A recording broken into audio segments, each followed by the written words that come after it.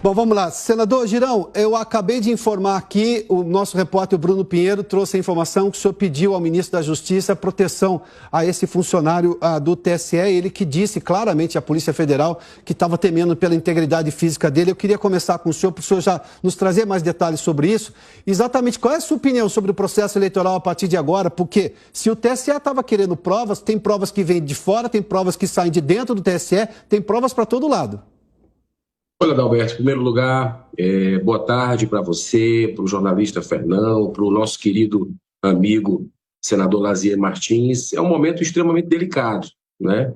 Que a gente precisa ter muita calma nessa hora, porque é uma injustiça flagrante, né? Um desequilíbrio sem precedentes e que não tem como não influenciar nas eleições, né? Os dados revelados são realmente estarrecedores e eu não tive nenhuma dúvida de a primeira medida pedir logo a proteção policial ao Ministério da Justiça, à Polícia Federal, para que esse servidor exonerado, né, tenha resguardado a sua vida, porque numa necessidade de aprofundamento, que eu acho que vai ser inevitável das investigações, a gente precisa entender os bastidores disso tudo.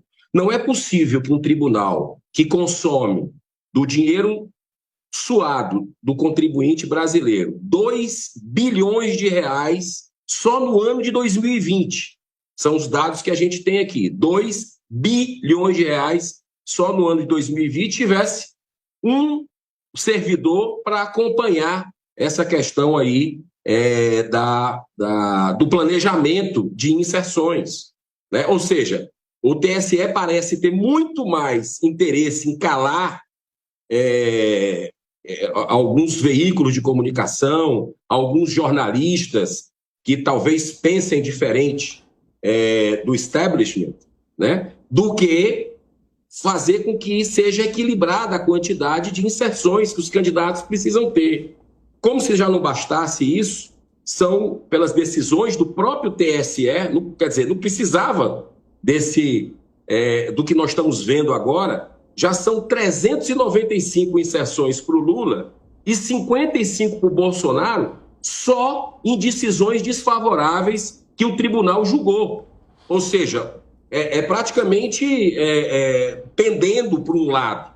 Então, o que me deixa realmente estarrecido nisso tudo é verificar que a gente chega às vésperas da eleição com um desequilíbrio desse e fica a pergunta, se são 154 mil, se forem comprovadas aí, essas 154 mil inserções que estão devendo para o candidato, isso aí precisa ser cumprido, né? Para que se tenha, como você bem colocou há pouco, que seja equinânime, seja justo o processo. Então eu fico assim, tem já colegas aqui pedindo CPI também. Eu acho que deve ser inclusive mista, não deve ser só uma CPI da Câmara e uma CPI do Senado.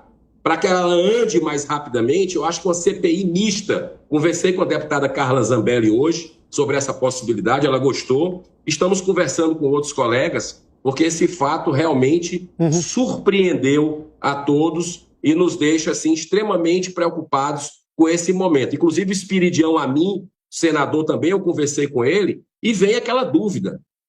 O TSE é necessário? Porque no mundo todo não existe TSE, né? Não existe justiça eleitoral. E aqui no Brasil existe e acontece esse tipo de coisa. Então, ele está, inclusive, estudando comigo, com as nossas assessorias aqui, uma PEC, para que a gente passe para a Justiça Federal, com os funcionários concursados, juízes concursados, os funcionários de carreira, para poder acompanhar isso. Até porque você sabe que 3 anos atrás, processos de Caixa 2, crimes, passaram para a Justiça Eleitoral. E a Justiça Eleitoral é indicada politicamente, né? A gente tem essa ascensão maior de indicação de parlamentares. Uai, seu app de vídeos curtos.